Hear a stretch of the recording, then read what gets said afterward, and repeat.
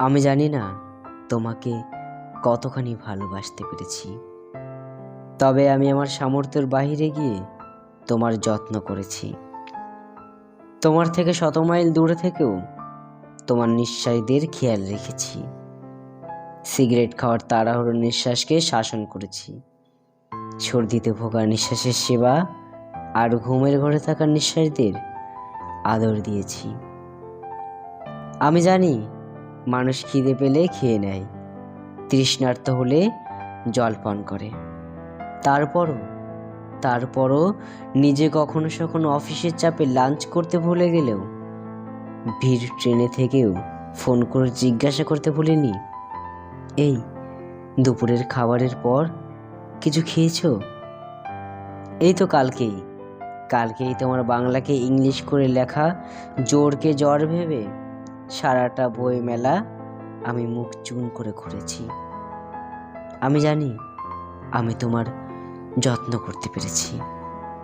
আমি জানি না তোমাকে কতখানি ভালোবাসতে পেরেছি, কিন্তু আমি নিশ্চিত আমি আমার অধিকার ছেড়ে অভিমান লুকিয়েছি।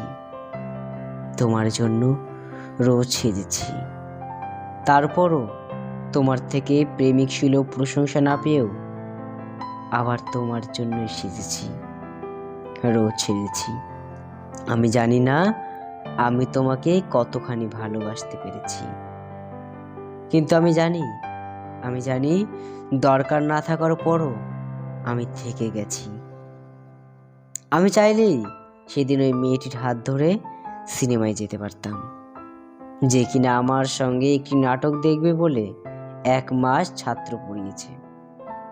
তবু আমি তোমার জন্য হাফ টাইম অবধি সিনেমা হলের বাইরে অপেক্ষা করেছি। আমি চাইলেই প্রথম কান্নার রাত পেরিয়ে পরের সকালে কথা বলা বন্ধ করে দিতে পারতাম, কিন্তু আমি তারপরও তোমার একবার কণ্ঠস্বর শুনবো বলে রোজ রাতে কাকতি মিনতি করি।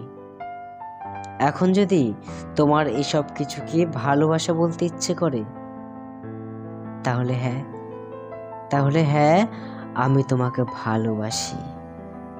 আর যদি মনে করো না, কবি সাহিত্যিকরা তো আরো গভীর কিছুকে ভালোবাসা বলে, তাহলে আমি তোমাকে